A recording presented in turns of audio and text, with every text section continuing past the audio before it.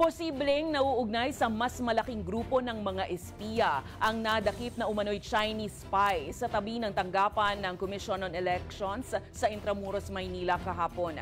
Ayon kay National Bureau of Investigation Deputy Director Spokesperson Attorney Ferdinand Lavin, nakumpiska kasi sa naturang Chinese ang dala nitong IMSI catcher. Yan po yung International Mobile Subscriber Identity Device na may kakayahang humarang o kaya ay makakuha ng mga text at tawag.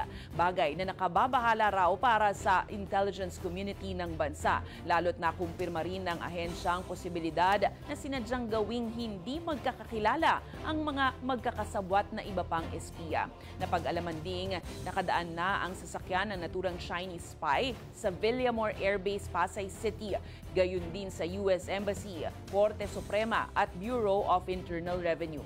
Isinailalim na sa inquest proceedings ang hinihinalang Chinese spy, habang isinumiti naman na sa Department of Justice Cybercrime Forensic Laboratory ang narecover na aparato para sa pagsusuri. Maharap ang Chinese sa kasong espionage at Cybercrime Prevention Act. Mukhang from the looks of it, merong nagpapakilos, may nagpapagalaw.